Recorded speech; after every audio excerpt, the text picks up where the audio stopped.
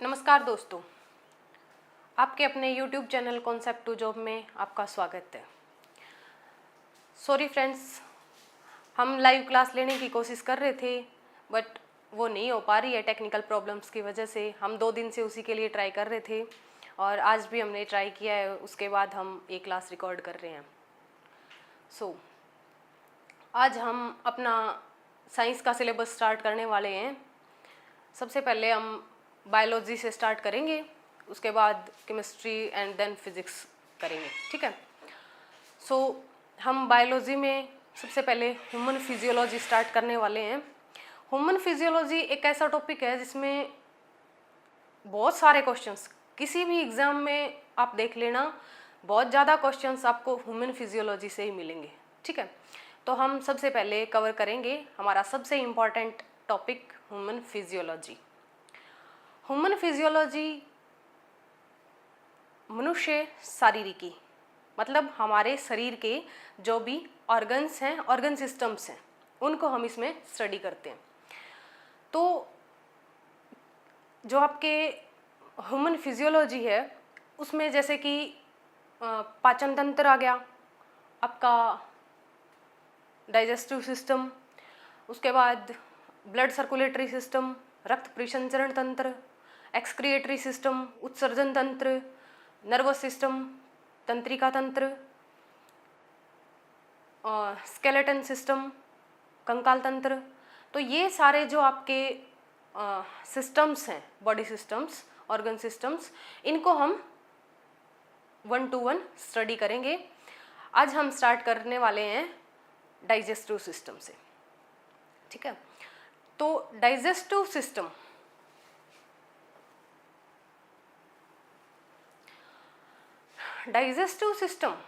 पाचन तंत्र, पाचन और तंत्र 2 वर्ड से मिलकर बना है, ठीक है। तो जैसे हम चलते फिरते हैं तो हमारी एनर्जी वेस्ट होती है, तो ये एनर्जी हमें मिलती कहाँ से है? हमें फूड से मिलती है। ऐसे भी नहीं है कि हमें फूड से डायरेक्ट एनर्जी मिल जाएगी। तो इस फूड को पूरा प्रोसेस किया जाता है हमारी बॉडी में, उसे बोलते हैं पाचन, और उस पाचन से ही हमें एनर्जी मिलती है, ठीक है। तो अगर हम डेफिनेशन की बात करें पाचन की, तो पाचन क्या हो गया? जटिल कार्बनिक पदार्थों का शरीर में प्रयोग किए जा सकने योग्य सरल कार्बनिक पदार्थों में टूटना पाचन कहलाएगा, ठीक है। Let's see.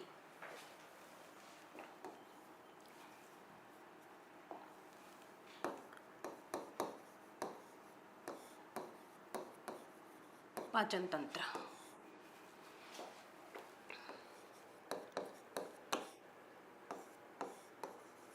जटिल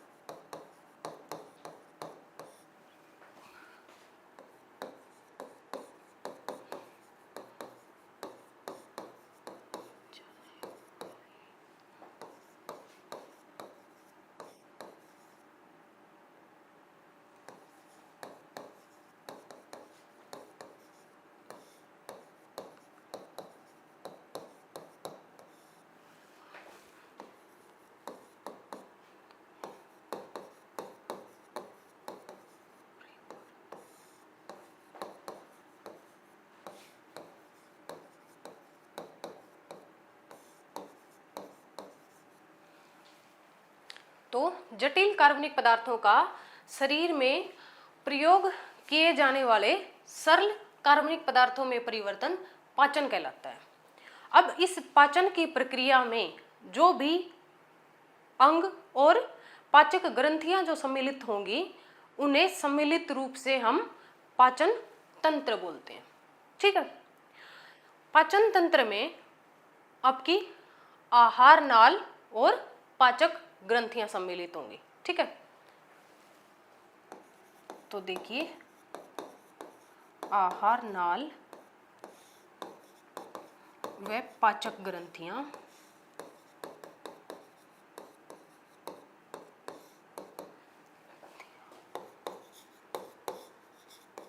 मिलकर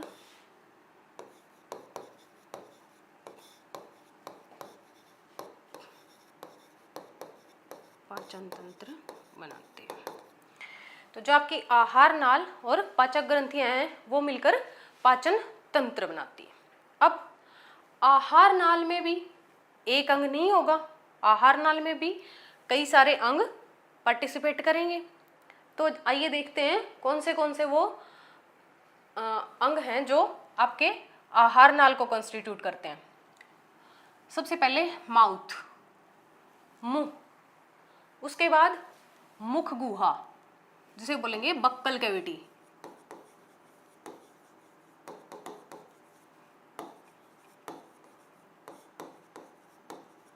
मुख गुहा। ठीक है, हमारे माउथ बोलते हैं जो जहां से हम खाना अंदर ले रहे हैं, और जिस कैविटी में ये जा रहा है इसे बोलेंगे बक्कल कैविटी, मुख गुहा। उसके बाद आएगा फेरिंक्स, गर्सनी। उसके बाद इसोफेगस, ग्रास नली। इसके बाद आएगा आपका, ये ग्रास नली होगी आपकी। इसके बाद आएगा आमाशय, स्टमक, आमाशय। इसके बाद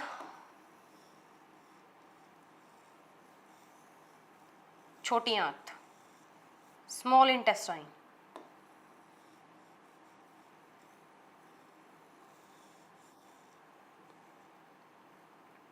ये आपकी स्मॉल इंटेस्टाइन, छोटी आंत।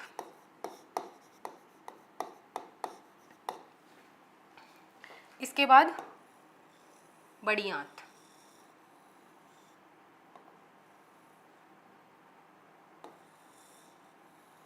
ये वाली आपकी बड़ी आंत। उसके बाद लास्ट पार्ट है इसका एनस, गुदा द्वार। ठीक है, अब हम स्टडी करेंगे सबसे पहले बक्कल कैविटी के बारे में। मुख गुहा, हमारी मुख गुहा में मुख्य रूप से दांत पाए जाते हैं, जिह्वा पाई जाती है, लार ग्रंथियां पाई जाती हैं और तालु, पैलेट। ठीक है,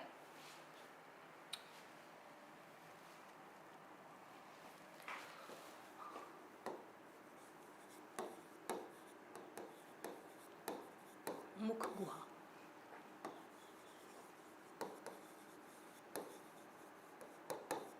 बक्कल कैविटी, इसमें क्या क्या मिलेगा? सबसे पहले दांत, टीथ, सेकंड जिह्वा,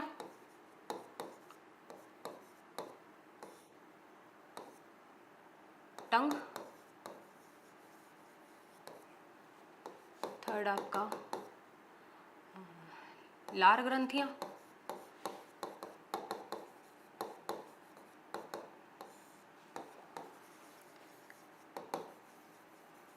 salivary glands, fourth palate, तालु। ठीक है, अब अगर हम बात करें हमारे दांतों की, तो हमारे जो दांत होते हैं, मनुष्य के जो दांत होते हैं वो एकवारदंती होते हैं, द्विवारदंती होते हैं, गर्तदंती होते हैं और विषमदंती होते हैं। ये चारों टर्म देखते हैं। टीथ,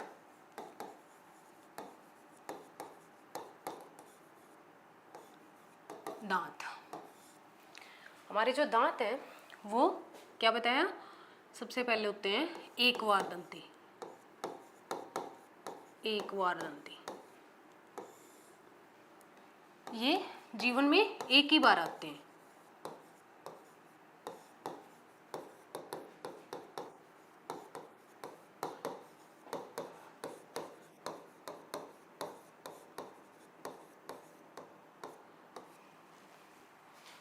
एक बार दंती इन्हीं बोलेंगे मोनोफायोडोंट।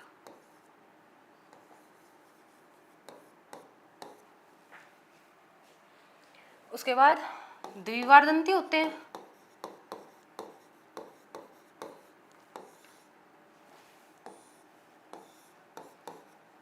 ये जीवन में 2 बार आते हैं।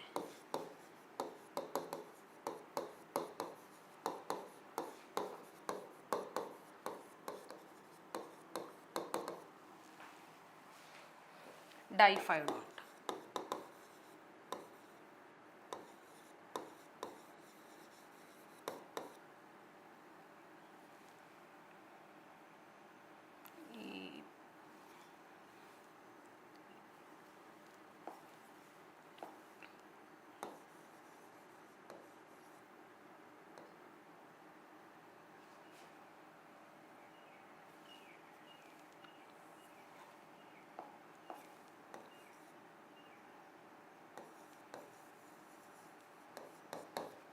मोनोफायोडोंट एंड डाइफायोडोंट।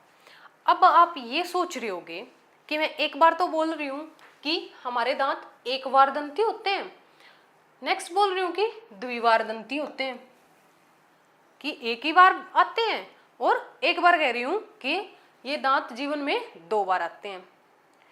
तो जो हमारे दूध के दांत होते हैं, जो बचपन जन्म से 2 वर्ष की आयु तक आते हैं, जो दूध के दांत, और वो 7-8 साल की एज होने पर टूट जाते हैं, तो वो दोबारा आते हैं। तो ये जो दांत होते हैं इन्हें बोलते हैं द्विवार दंती, क्योंकि ये हमारे जीवन काल में 2 बार आ रहे हैं। ठीक है। अब कुछ दांत ऐसे भी होते हैं जो सिर्फ एक ही बार आते हैं, तो इसलिए हमारे दांत एक बार दंती भी होते हैं।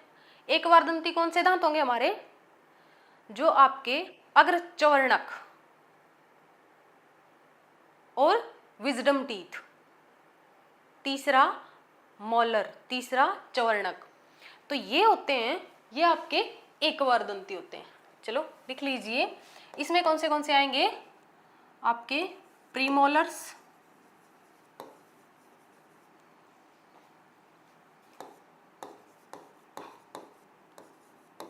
अगर चवर्णक व तीसरा चवर्णक, जिसे विजडम टीथ भी बोलते हैं।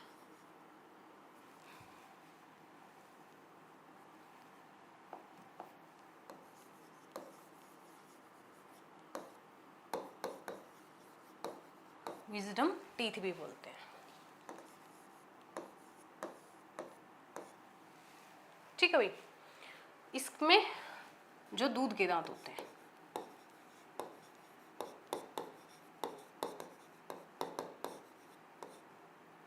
मतलब जो आपके अगर चवर्णक और तीसरे चवर्णक को छोड़ के बाकी सारे जो आपके दांत होते हैं वो द्विवार दंती में आ गए। ठीक है भाई।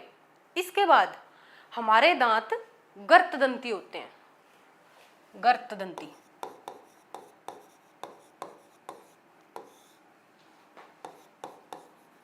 थिकोडोंट,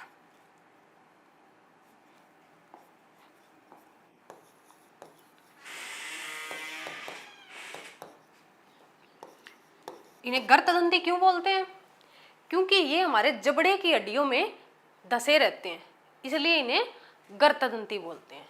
ये हमारे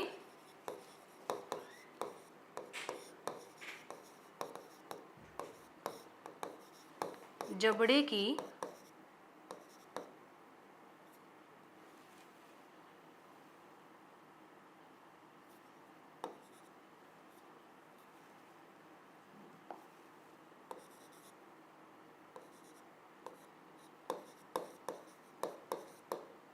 जबड़े की हड्डियों में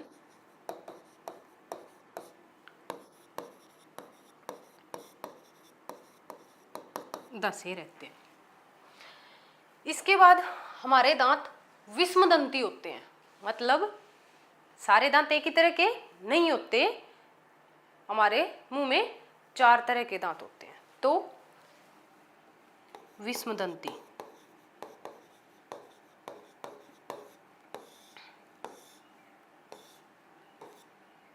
हिट्रोडोंट,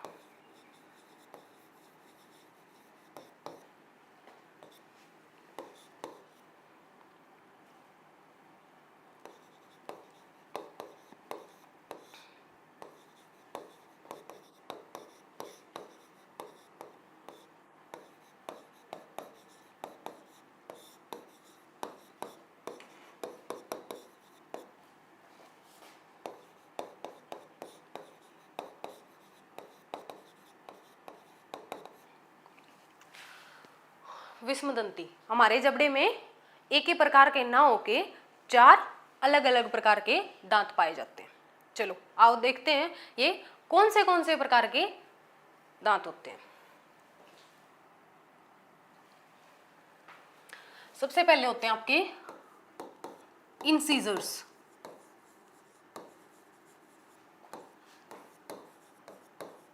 कृंतक।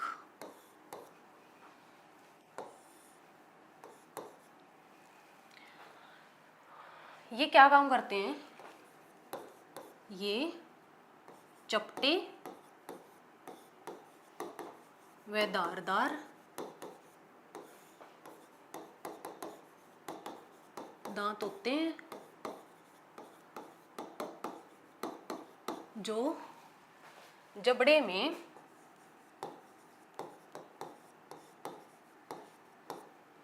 सबसे आगे पाए जाते हैं।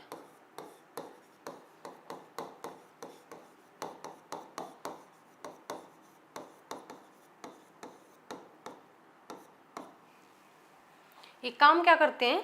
ये काटने का काम करते हैं। ये भोजन को काटने का काम करते हैं।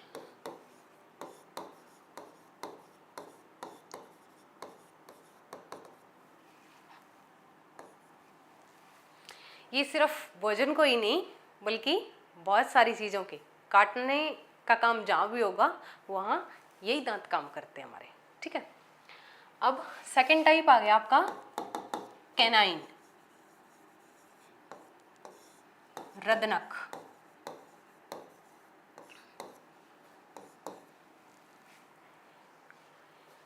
ये भाई नुकीले और धारदार दांत होते हैं। जो आपके कृंतक हैं इनसे साइड में ये आपके रदनक पाए जाते हैं। जो जंगली जानवर होते हैं उनमें ये जो रदनक दांत हैं ये बहुत ज़्यादा विकसित होते हैं। ठीक है, तो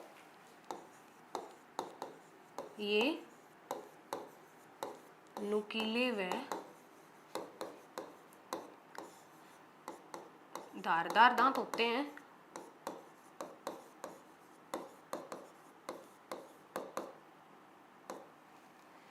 जो चीरने फाड़ने का काम करते हैं।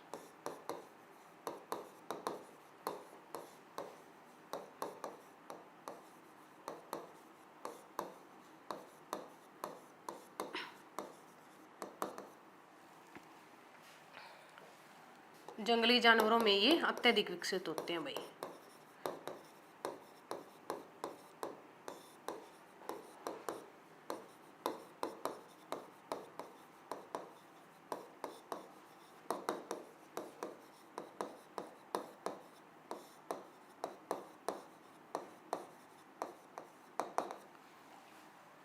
अब जंगली जानवरों के पास चाकू छुरी तो है नहीं जो अपना शिकार वो काट पीट के खा लेंगे, तो उनके ये दांत बहुत ज़्यादा विकसित होते हैं ताकि वो अपने भोजन को अच्छे तरीके से चीर फाड़ के खा सकें। ठीक है भाई, अब चलते हैं थर्ड टाइप, प्रीमोलर्स, अगरचवर्णक। और फोर्थ टाइप आपकी मोलर्स, चवर्णक।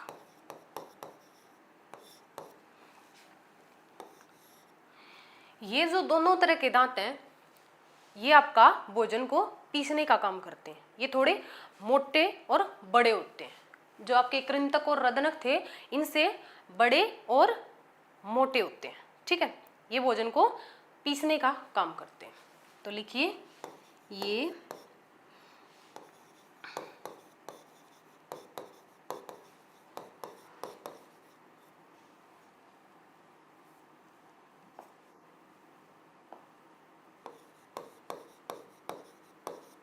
भोजन को पीसने का काम करते हैं।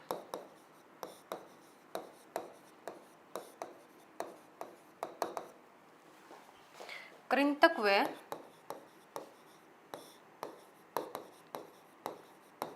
रदनक की अपेक्षा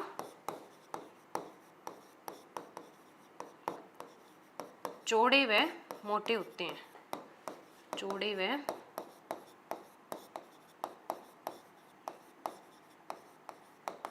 मोटे होते हैं। अब मेन बात आती है कि ये होते कितने कितने हैं। आप सबने सुना होगा कि हमारे मुंह में 32 दांत होते हैं।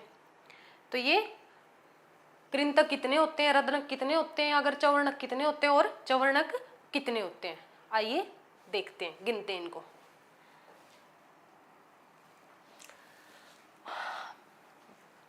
मैं कृंतक इंसिजर्स को आई से डिनोट कर रही हूं। रदनक कैनाइन को सी से, अगर चवर्णक प्रीमोलर्स को पीएम से और मोलर्स को एम से, चवर्णक को एम से। तो ये हम पढ़ेंगे दंत सूत्र।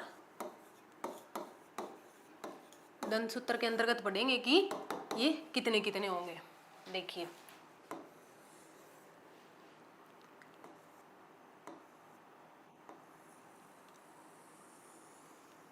ये हमारा जैसे जबड़ा हो गया। जस्ट सपोज हम निचले जबड़े की बात कर रहे हैं। ये थोड़ा सा वही गंदा सा ही बना है, समझ जाना।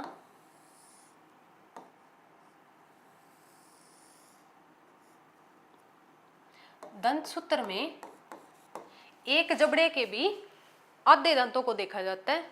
ठीक है, तो अब हम देखते हैं। चलो, सबसे पहले हमारे इंसिजर्स कृंतक होते हैं। कृंतक संख्या में एक साइड 2 होते हैं, तो हम कृंतक को लिख लेंगे 2। उसके बाद आपके रदनक, जो नुकीला धारदार दांत बताया, वो आपका 1 होता है।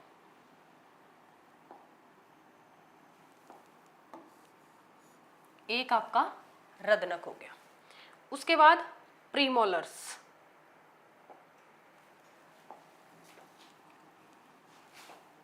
एक कृंतक हो गया। सॉरी,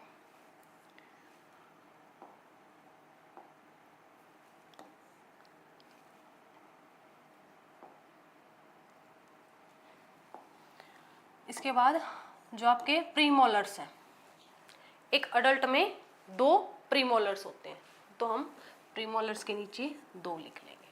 हम भाई ये अडल्ट के दंत सूत्र की बात कर रहे हैं, एक वयस्क आदमी के दंत सूत्र की। ठीक है, अब मोलर्स जो आपके चवर्णक हैं वो कितने होंगे?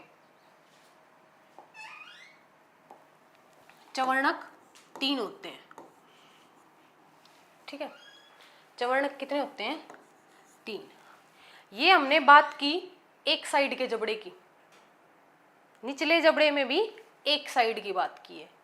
तो अगर हम दूसरे साइड की भी बात करें, गुणा 2 कर देंगे। ऐसे ही ये ऊपर वाले जबड़े के थे, नीचे वाले जबड़े के थे, सॉरी।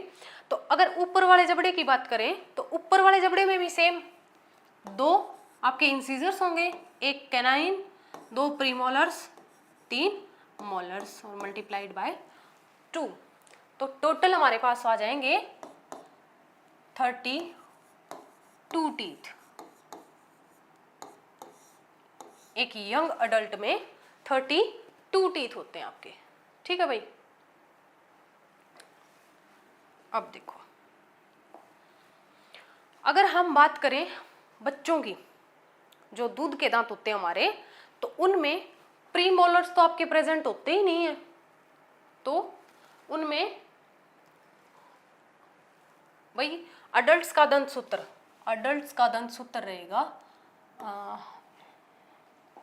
For adults.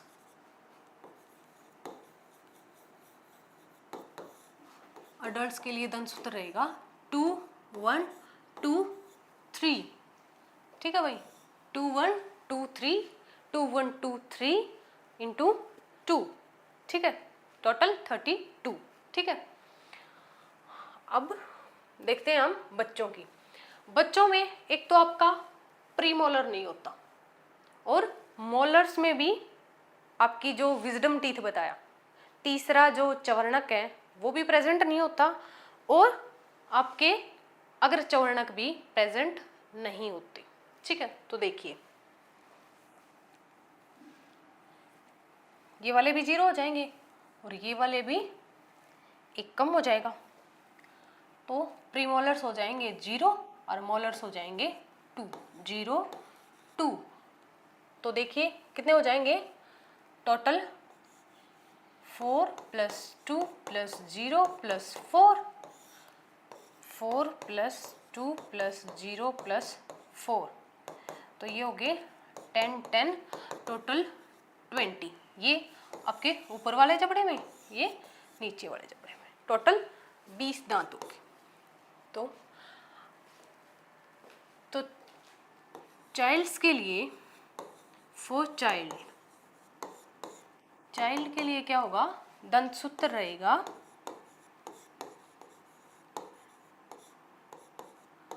2 1 0 2।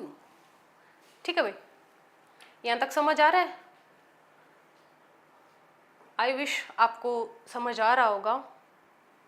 चलो आगे बढ़ते हैं।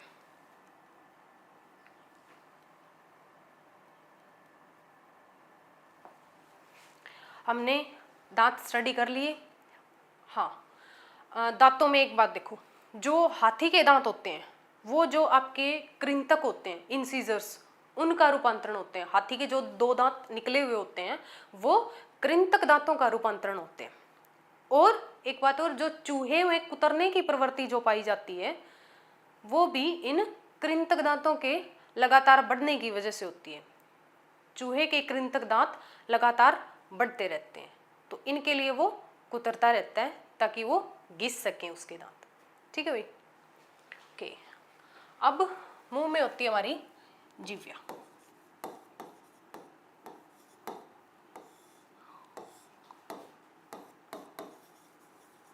टंग। जीभ जो होती है ये एक मांसल और पेशीय संरचना होती है भाई। इसमें कोई हड्डी नहीं पाई जाती, और ये जिस हड्डी से जुड़ी होती है हमारे मुख गुहा के फर्श पे, उसे बोलते हैं हायोइड बोन। ठीक है, तो चलिए ये है मांसल व पेशीय संरचना है।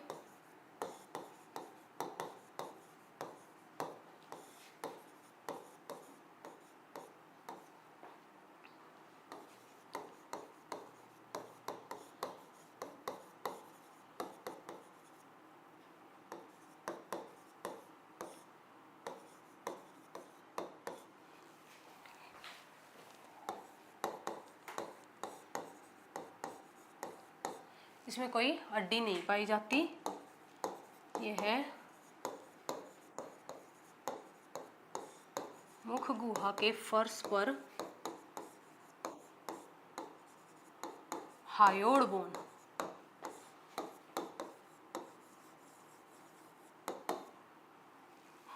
हायोइड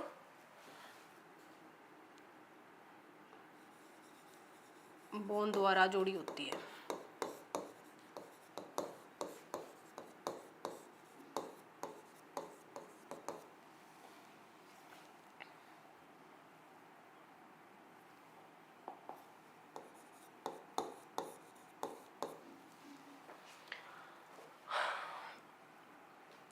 हमारी जो जिह्वा होती है, जीभ होती है, उस पे स्वादांकुर मौजूद होते हैं, ठीक है, जिससे हमें खाने के स्वाद का पता लगता है।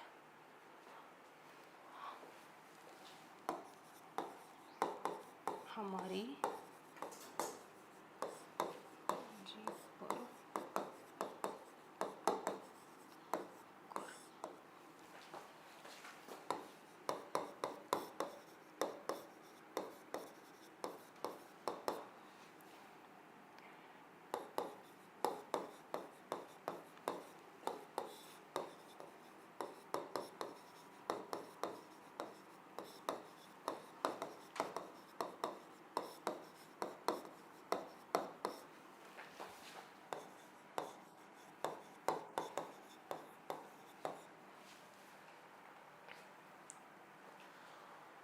हमारी जिह्वा काम क्या करती है? पहला तो हमें स्वाद का ज्ञान कराती है। दूसरा, ये हमारे भोजन में लार को मिश्रित करने और भोजन को मुंह में चलाने का काम करती है। एक और, ये हमारी बोलने में भी मदद करती है, ठीक है।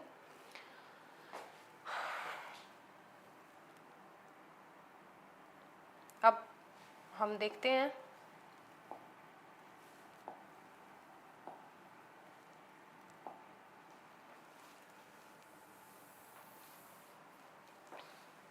हमारी जो जीभ होती है उस पे जो स्वादांकुर होते हैं, तो कहाँ, किस क्षेत्र में, किस स्वाद के लिए स्वादांकुर होते हैं। देखिए, जो हमारी जीभ का आगे वाला पार्ट होता है उस पर मीठे स्वाद के स्वादांकुर होते हैं, वहाँ से हमें मीठे स्वाद का ज्ञान होता है।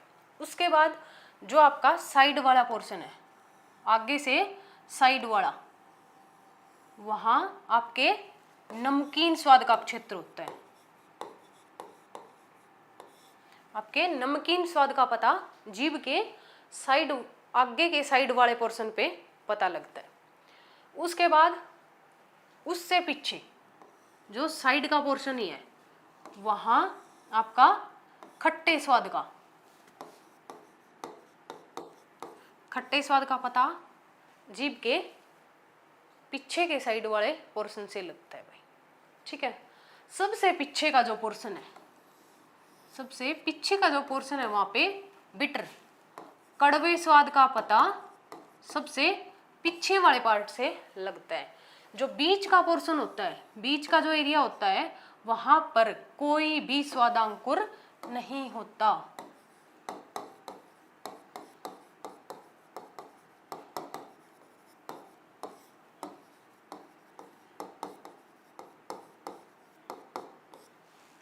आपकी जीभ का बीच वाला जो पोर्शन होता है उसमें कोई भी स्वादांकुर नहीं होता, ठीक है भाई।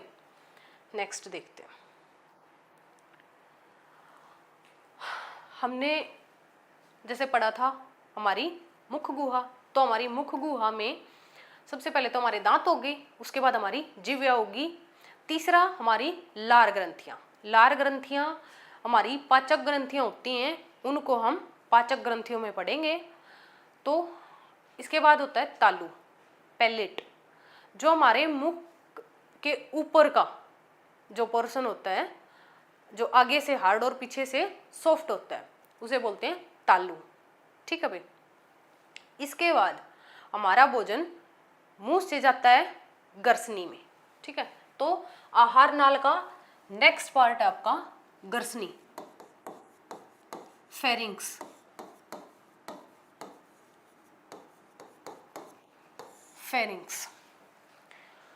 ये लगभग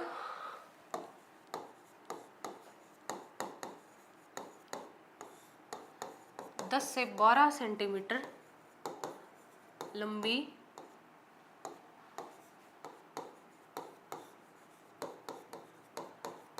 नलिका होती है। ये जो गर्सनी है, ये आपके वायु और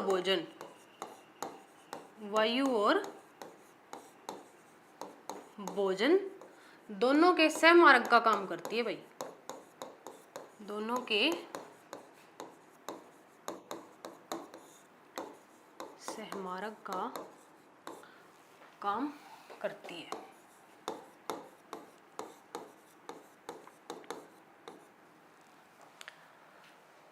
तो जब दोनों एक साथ जाते हैं तो ऐसा भी हो सकता है कि जो आपका फूड है वो आपकी श्वास नली में चला जाए और जो वायु है वो आपकी आहार नाल में चली जाए। तो इस को रोकने के लिए या क्या होता है, एक संरचना होती है ढक्कन जैसी संरचना जिसे बोलते हैं एपिग्लोटिस। तो वो एपिग्लोटिस क्या काम करता है, जब हम खाना खा रहे होते हैं तो खाने के निगलने के समय हमारी श्वास नली पे ढक्कन लगा देता है, जिससे खाना आपकी जो ग्रास नली है उसमें चला जाता है। ठीक है, तो यहाँ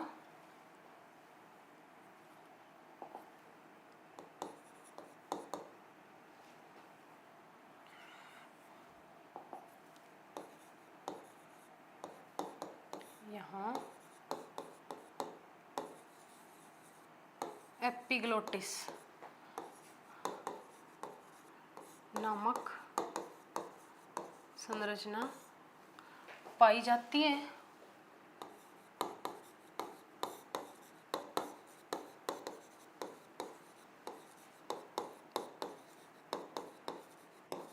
जो भोजन को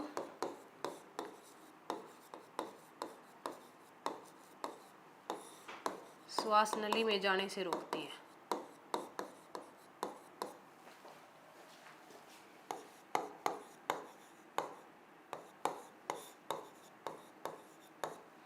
ये एपिग्लोटिस है भाई, ये एक ढक्कन जैसी संरचना होती है।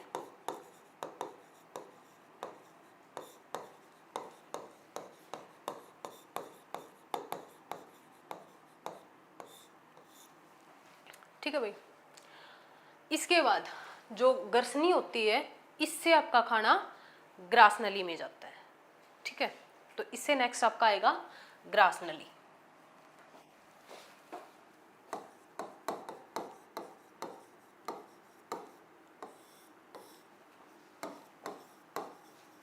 ईसोफेगस,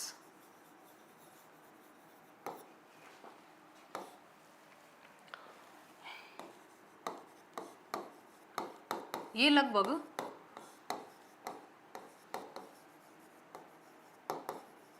25 सेंटीमीटर लंबी एक नलिका होती है।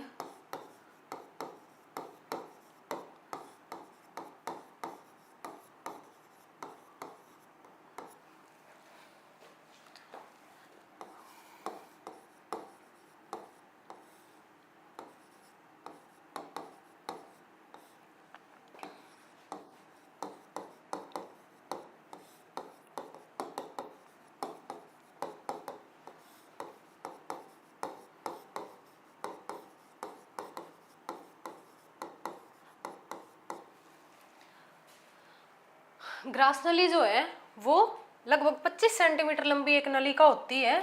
इसके अंदर श्लेष्मा ग्रंथियां पाई जाती हैं जो श्लेष्म का स्राव करती हैं।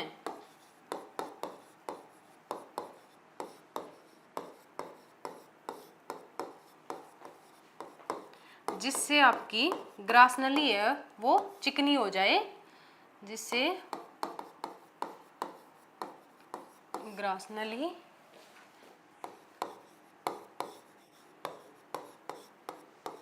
चिकनी हो सके और भोजन आपका आगे बढ़ सके।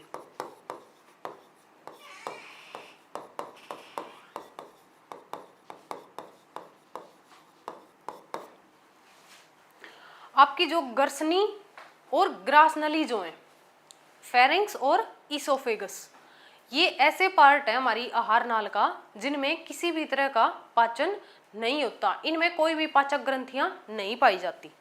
ठीक है भाई, जो आपकी ग्रास नली है इसमें सिर्फ और सिर्फ आपकी श्लेष्मा ग्रंथियां पाई जाती हैं जो श्लेष्म स्रावित करती हैं, ताकि जो आपका आहार नाल है उसको चिकना बनाया जा सके और भोजन आसानी से आपके आमाशय तक पहुंच सके।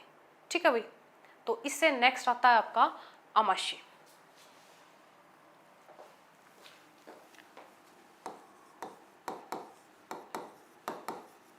आमाशय,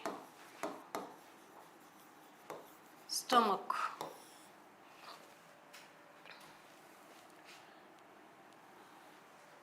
स्टमक जो है, आमाशय हमारी आहार नाल का सबसे चौड़ा भाग है।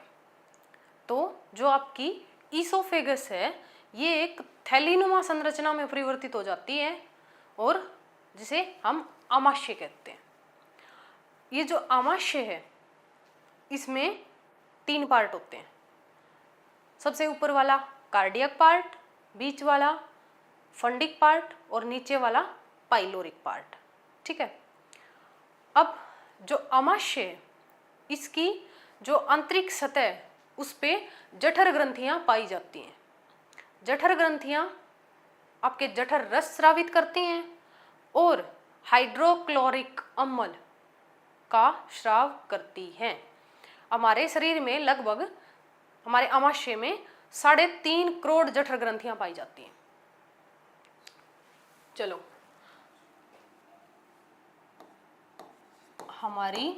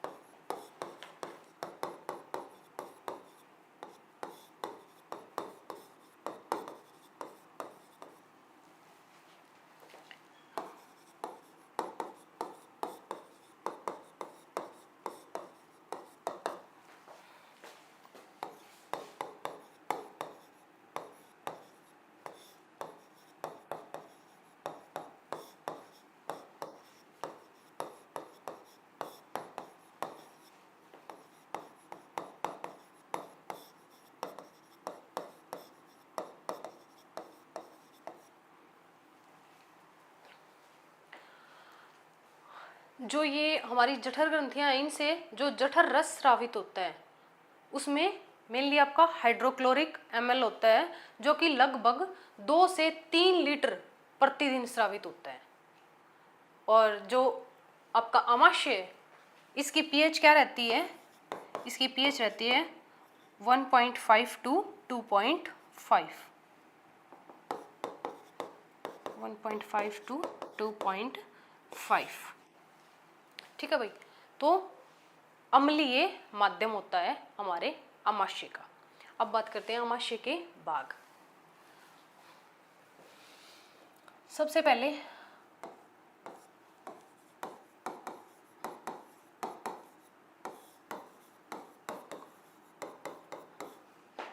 होता है कार्डियक पार्ट।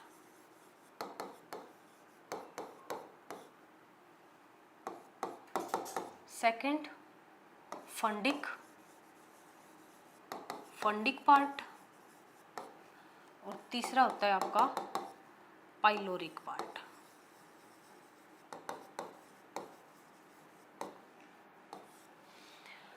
तो जो आपका सबसे पहला है कार्डियक भाग, कार्डियक पार्ट, तो जहां हमारी ईसोफेगस खाना लेके आती है, सबसे पहले जहां आमाशय में खाना छोड़ती है उस भाग को बोलते हैं कार्डियक पार्ट। ठीक है। सबसे ऊपर वाला ऊपरी भाग हमारे आमाशय का कार्डियक पार्ट। देन मध्य भाग आपका फंडिक पार्ट और पाइलोरिक पार्ट निचला भाग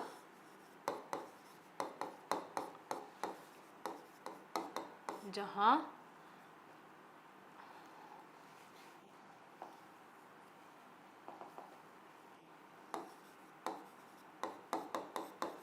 से छोटी आंत स्टार्ट होती है।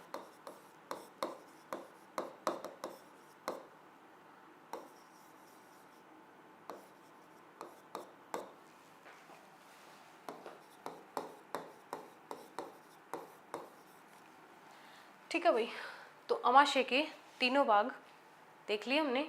सबसे ऊपर वाला आपका कार्डियक पार्ट, मध्य वाला फंडिक पार्ट और सबसे नीचे पाइलोरिक पार्ट, जहाँ इसके बाद आपकी छोटी आंत स्टार्ट हो जाती है।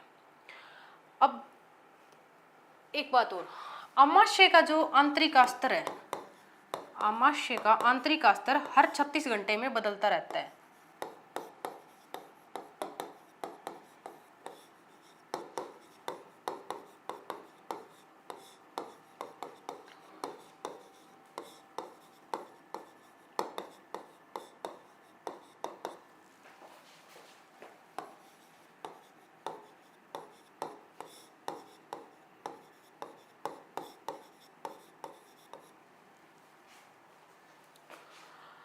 आप लोगों ने सुना होगा, कई लोग बोलते हैं हमें एसिडिटी हो जाती है।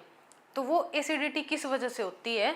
एसिड रिफ्लक्स, वो आपके जो आमाशय है उसमें जो HCl बनता है, हाइड्रोक्लोरिक अम्ल, या तो वो अधिक मात्रा में बढ़ने लगता है या वो जो खाना खाते हैं वो अधिक अम्लीय हो जाता है, एसिडिक हो जाता है।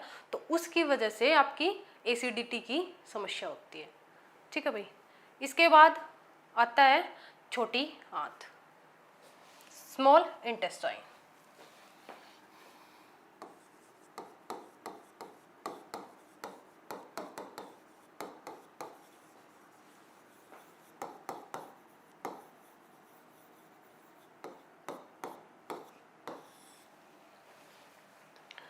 छोटी आंत ये हमारी आहार नाल का सबसे लंबा भाग होती है भाई, लगभग 6 मीटर लंबी और 2.5 सेंटीमीटर चौड़ी ये आपकी छोटी आंत होती है। इसके भी आपके 3 पार्ट होते हैं।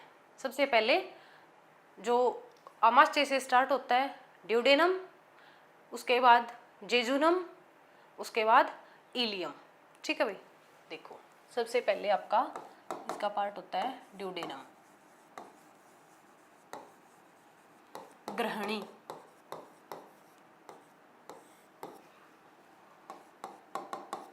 उसके बाद जेजुनम, मध्यांतर,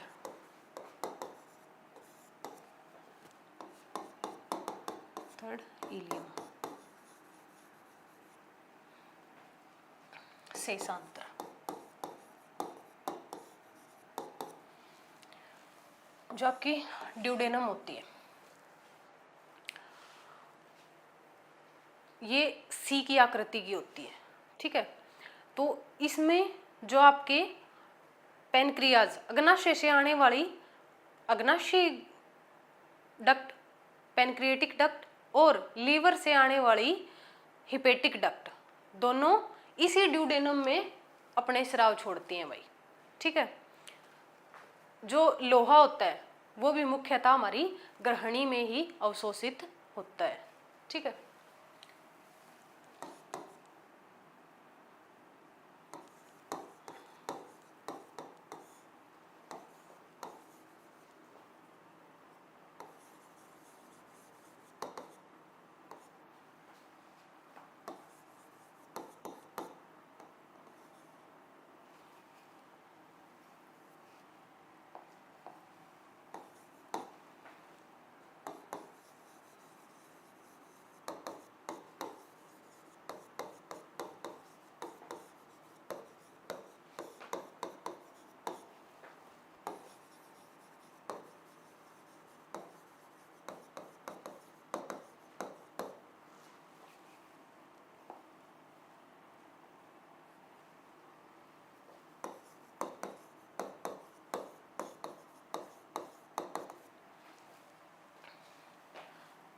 लोहा भी हमारा इसी में एब्जॉर्ब होता है।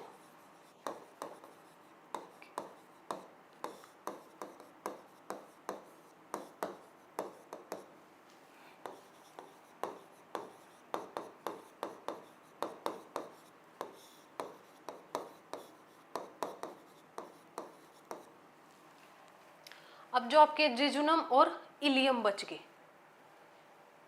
टोटल हमारी जो छोटी आंत है वो कितनी होती है, लगभग 6 मीटर। उसमें से जो आपके ड्यूडेनम है ये लगभग 40 सेंटीमीटर लंबी होती है।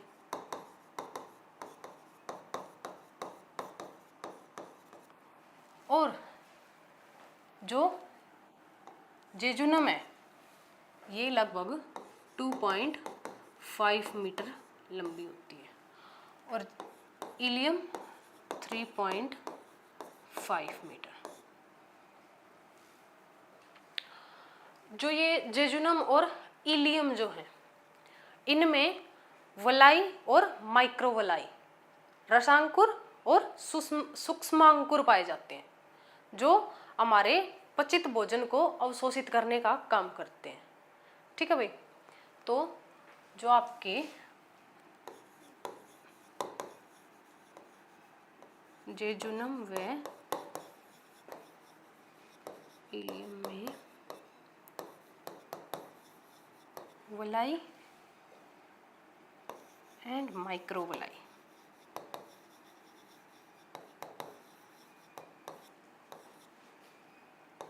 रसांकुर व सूक्ष्मांकुर,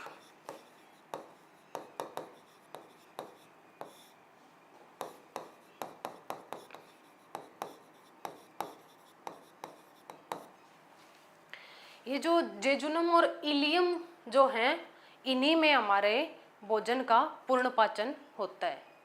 वैसे तो हमारे भोजन का पाचन है वो हमारे मुंह से स्टार्ट हो जाता है, लेकिन जो कंप्लीट पाचन प्रोसेस है वो यहाँ आके आपकी जेजुनम और इलियम में आके कंप्लीट होता है।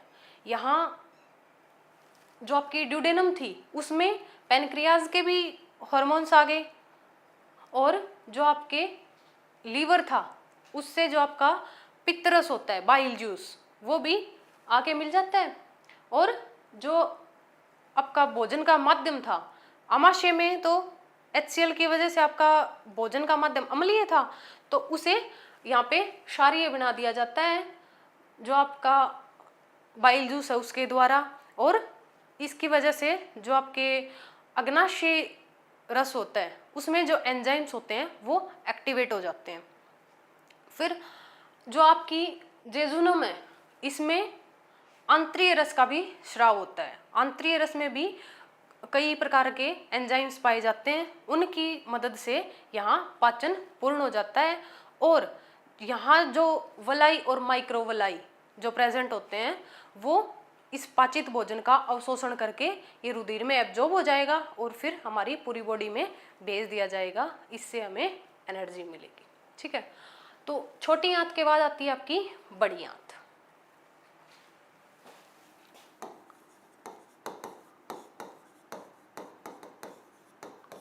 Large intestine.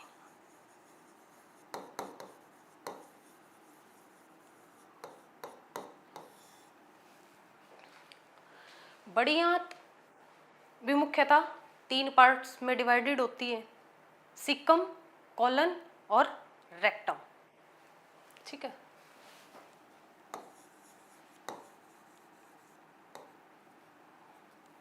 सबसे पहला सिक्कम, दूसरा कोलन और तीसरा रेक्टम।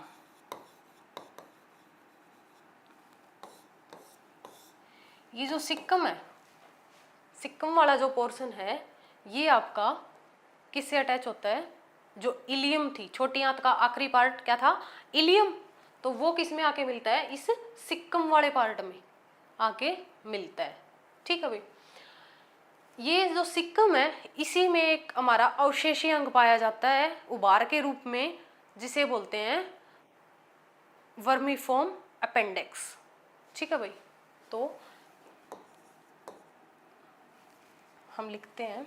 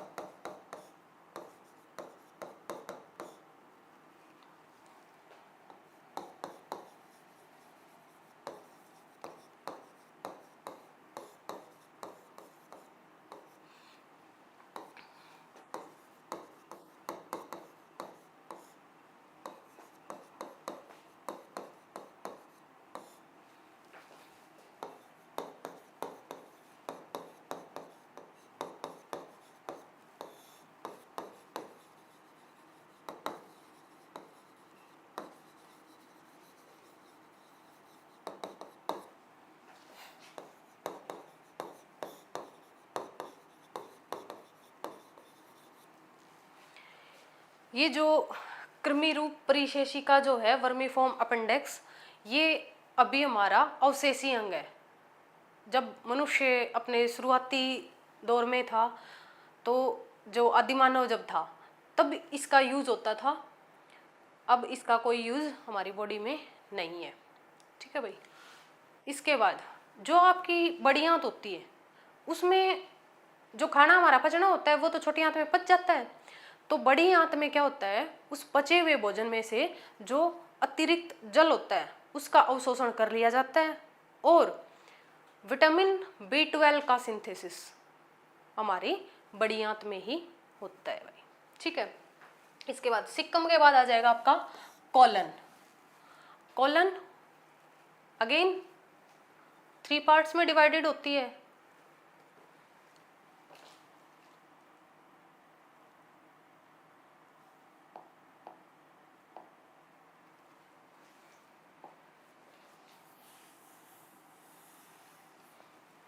देखो भाई, ये जो हमारी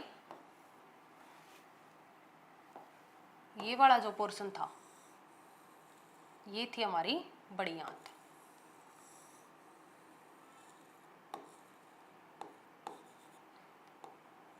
यहां आपको ये ऐसे ऐसे जो उभार दिखता है, इसे बोलते हैं वर्मीफॉर्म अपेंडिक्स।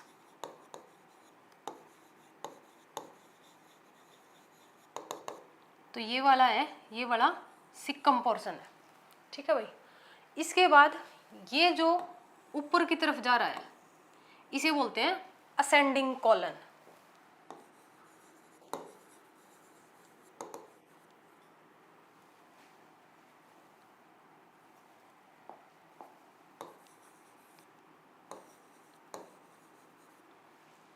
असेंडिंग कॉलन, ये वाला जो पोर्शन है।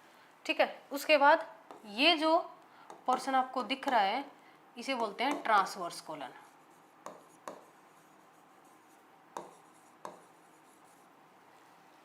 ठीक है भाई। और ये जो पोर्शन है, इसे बोलते हैं डिसेंडिंग कॉलन।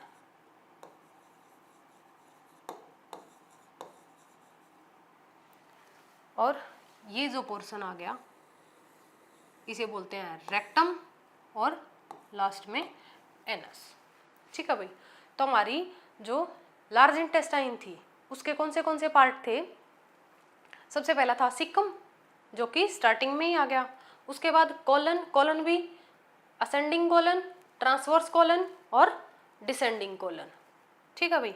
उसके बाद थर्ड पार्ट होता है रेक्टम, मलाशय जिसे बोलते हैं, जहां आपका जो अपचा हुआ भोजन होता है, जिसमें से आपके जो न्यूट्रिएंट्स है वो एब्जॉर्ब कर लिए जाते हैं। तो जो वेस्ट मटेरियल होता है वो यहाँ पे आपकी रेक्टम में, मलाशय में स्टोर होता है, और एनस द्वारा आपका शरीर से बाहर निकाल दिया जाता है।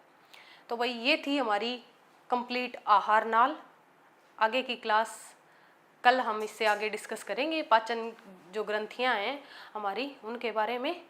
धन्यवाद।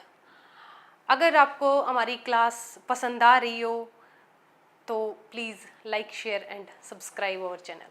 Thank you.